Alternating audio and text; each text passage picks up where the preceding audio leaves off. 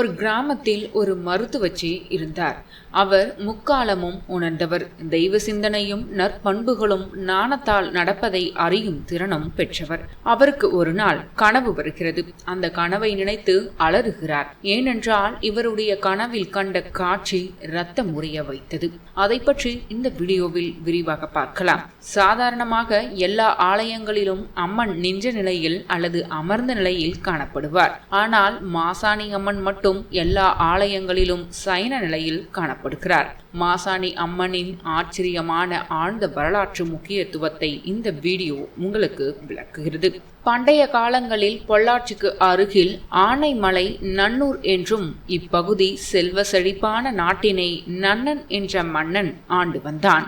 அவன் தனது தோட்டத்தில் மாமரம் ஒன்றினை வைத்து அதனை வணங்கினான்.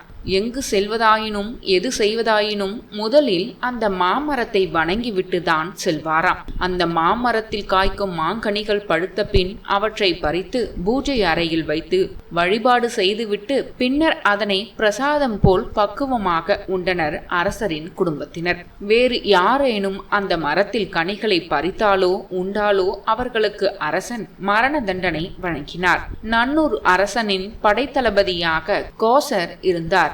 அவரது மகளான சயனி மிகவும் அழகு பொருந்தியவளாகவும் வாள் சண்டை கத்தி சண்டை போன்றவற்றில் தந்தையை விட தேர்ச்சி பெற்றவளாகவும் இருந்தாள். சயனிக்கு மாம்பழம் மீது அதிக ஆசை. எனவே கோசர் விதவிதமான மாம்பழங்களை வாங்கி கொடுத்தார். திருமண வயதை அடைந்த சயனிக்கு கோசர் சிறந்த வீரனாக விளங்கிய பக்கத்து நாட்டு மன்னனின் மெய்க்காவல் படைத்தளபதியான மகிழனுக்கு திருமணம் செய்து வைத்தார். இருவரும் மகிழ்ச்சியாக வாழ்ந்தனர். சயனியின் பெற்றோர் கருவுற்று நிறைமாத கர்ப்பிணியாக இருந்த அவளுக்கு சடங்குகள் விழாக்கள் செய்து தாய் வீட்டுக்கு அழைத்து சென்றனர். ஆனால் மகிழனுக்கு தனது மனைவியை பிரிய மனமில்லை. அதை அறிந்து கொண்ட கோசர் குழந்தை பிறந்த சில மாதங்களில் சயனியை திரும்ப அனுப்பி வைப்பதாக மகிழனுக்கு வாக்களித்தார். பிரசவத்திற்காக தாய் இல்லம் வந்த சயனியை காண அவளது சிறுவயது தோழிகள் வந்திருந்தனர். அவர்களுடன் நீண்ட நேரம் உரையாடிய சயனி அவர்களுடன் ஆற்றுக்கு சென்று நீராட ஆவல் கொண்டாள். கோசர் அதனை மறுக்க தாழ்மையாக கேட்டு சம்மதம் பெற்று ஆற்றுக்கு நீராடச் சென்றாள். அந்த பெண் சயனி குளித்து கொண்டிருந்த வேளையில் மாமரத்தில் இருந்த கனி தானாக விழுந்து இவளை நோக்கி வந்தது. இவள் பொன்னிறமாக ஈர்க்கப்பட்ட அந்த கனியின் அழகில் மயங்கி அதை எடுத்து சுவைத்து விட்டாள். இதனை கண்ட அவளது தோழிகள் அதனை உண்ணாது ஆற்றிலே விட்டு விடுமாறும் அம்மாம்பழம் நன்னன் மன்னனது தோட்ட மாங்கனி, அதனை உட்கொண்டால் அரசர் தண்டனைக்கு ஆளாவாய் என்று கூறவும் அவற்றை பொருட்படுத்தாது உட்கொண்டாள். இதனை கண்ட அரண்மனை காவலர்கள் அவளை கைது செய்து அரண்மனைக்கு அழைத்துச் சென்றனர். இதனை அறிந்த கோசர் உடனே அரண்மனை நோக்கி பயணமானார்.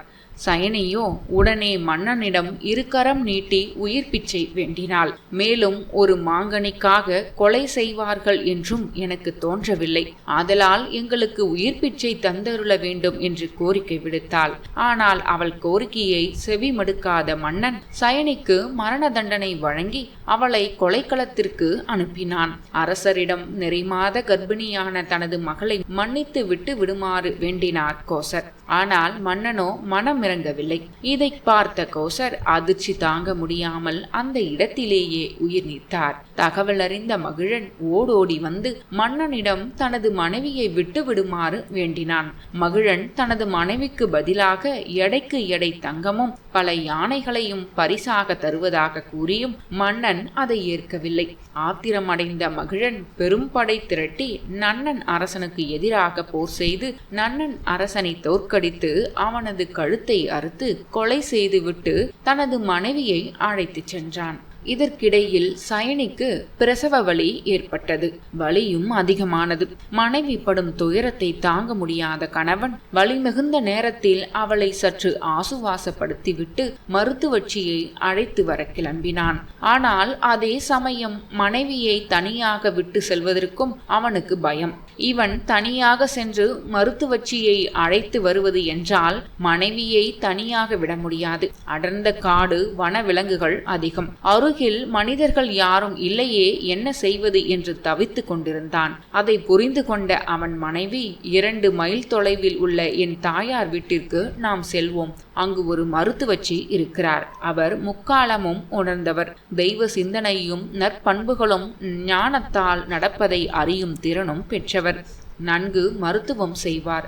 அவரிடம் செல்வோம். கஷ்டப்பட்டு நான் தங்களுடன் நடந்து வருகிறேன் என்று கூறினாள். பிரசவ வேதனையும் வலியும் தாங்க முடியாத நிலையை எட்டியதால் வேறு வழியின்றி தாய் வீடு நோக்கி பயணமானார்கள்.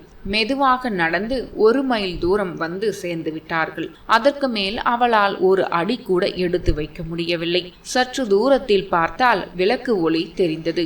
அந்த சமயம் கணவனிடம், என்னால் இனி ஒரு அடி கூட எடுத்து வைக்க முடியாது. தாங்கள் சென்று அந்த விளக்கு வெளிச்சத்தில் மனிதர்கள் இருப்பார்கள். அங்கு மருத்துவச்சியும் இருப்பார்கள். தயவு செய்து அழைத்து வாருங்கள். நான் எங்கும் போக மாட்டேன். இங்கேயே அமர்ந்து இருக்கிறேன் என்று உறுதிபட கூறினாள். கணவன் வேறு வழியின்றி அவளை அங்கு அமர வைத்துவிட்டு வெளியே விளக்கு வெளிச்சத்தை நோக்கி சென்றான். மிகுந்த மன வருத்தத்துடன் வேறு வழியின்றி வெளிச்சத்தை நோக்கி சென்று மருத்துவச்சியின் வீட்டுக்கதவை தட்டினான். அவரிடம் நிலைமையை எடுத்துச் சொல்ல அவளும் மருத்துவ சாதனங்களையும் உபகரணங்களையும் எடுத்துக்கொண்டு அந்த ஊர் தலையாரி இன்னும் சில முக்கியஸ்தர்களை அழைத்து கொண்டு சயனி இருந்த இடத்திற்கு அனைவரும் வந்தார்கள். அங்கு வந்து பார்த்தபொழுது மனைவியை காணவில்லை. இது என்ன இறைவா சோதனை, மனவேதனை என்று அனைவரும் வருந்தி கொண்டிருந்தார்கள். அப்பொழுது மருத்துவச்சி, ஆஹா, நான் கண்ட கனவு பலித்து விட்டது, என் கனவு நிஜமாகிவிட்டதே என்று யோசிக்க தொடங்கினாள். அப்பொழுது அவர்கள் அங்கு கண்ட காட்சி இரத்த முறிய வைத்தது. அங்கு அவர்கள் கண்ட காட்சி அவனது மனைவியும் புதிதாக பிறந்த குழந்தையும் இறந்து கிடந்ததை கண்டு கதறி உடனே அந்த மருத்துவச்சியிடம், அம்மா, தாங்கள் கண்ட கனவு பலித்து விட்டது என்று கூறுகிறீர்களே, தாங்கள் என்ன கனவு கண்டீர்கள், என்ன நடந்தது என்று சற்று விளக்கமாக கூற வேண்டும் என்று கேட்டுக்கொண்டான். உடனே மருத்துவச்சி கூறினார், நீ உன் மனைவியை விட்டு வந்தவுடன் ஒரு பெரிய கருத்த உருவம் ஒன்று இவளை நோக்கி கையை நீட்டிக்கொண்டு வந்தது. அது கண்டு அவள் பயந்து எழ முடியாமல் எழுந்து ஓட ஆரம்பித்தாள். ஆனால் ஒரு அளவுக்கு மேல் ஓட முடியாமல் என்னை விட்டுவிடு என்று அந்த கரிய உருவத்திடம் கெஞ்சினாள். ஆனால் அந்த கோர உருவமும் விடாமல் அவளை துரத்தியது. அந்த நேரம் அவளுடைய போராத காலம். அவள் அங்கிருந்த மாட்டுச்சாணையில் கால் வைத்து வழுக்கி விழுந்து உயிர் நீத்தாள். அதே நேரத்தில் அவள் உடலில் இருந்து உயிர் பிரிந்து வானளாவிய ஒரு பயங்கர ஜோதி ரூபமாய் சூரிய பிரகாசமாக தோன்றி நீண்ட உருவமாய் திறந்த வாயுடனும் கைகளில் வேலுடனும் ஆயுதங்களுடனும் அந்த கொடிய உருவத்தை நோக்கி வந்து அவனுடைய மார்பை பிளந்து அந்த பெண்ணின் காலடியில் போட்டு விடுகிறது. இதுவே தான் கண்ட கனவு என்று அந்த மருத்துவ மூதாட்டி மகிழனிடம் கூறினாள்.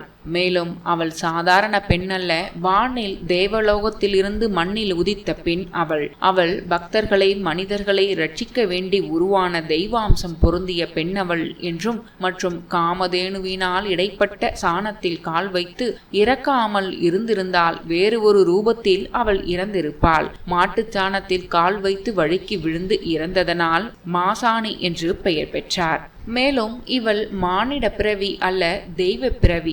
ஆனாலும் இந்த அரக்கனை அழிக்க வேண்டி உருவானவள் என்பதாலும் இந்த தெய்வாம்சம் பொருந்திய அம்மனை, அரக்கன் காலடியில் உள்ள இந்த அம்மனுக்கு ஒரு கோவில் கட்டி பூஜித்து வழிபாடு செய்ய வேண்டும். மாட்டு சாணத்தில் கால் வைத்து விழுந்ததால் மாசாணி என்றும், இன்று முதல் அவளுக்கு பெயரும் விளங்கும் என்று அங்கிருந்த மக்கள் கூறினார்கள். அதுவே மாசாணி அம்மன் என்ற பெயர் வரலாறு ஆனது. அந்த தெய்வமே பின்னர் மாசாணி அம்மன் என்று அழைக்கப்பட்டார்.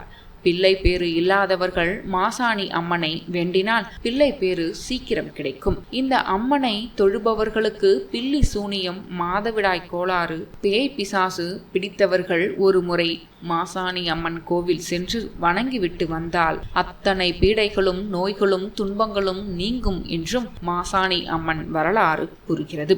மேலும் பொன் பொருள் நகை போன்றவற்றை திருடி சென்றோ இல்லை பணம் வாங்கி கொண்டு இல்லை என்று கூறுபவர்களுக்கோ பழி தீர்க்க அங்கு மிளகாய் அரைத்து வைக்கும் நிகழ்ச்சியும் உண்டு. அங்கு உள்ள ஆட்டுக்கல்லில் மிளகாயை அரைத்து வைத்து 3 மாதம் வரை காத்திருந்தால் எடுத்தவர்கள் பணத்தை திருப்பி கொண்டு வந்து கொடுத்து விடுவார்களாம். இல்லை துரோகம் செய்தவர்கள் வந்து மன்னிப்பு கேட்டு விடுவார்களாம்.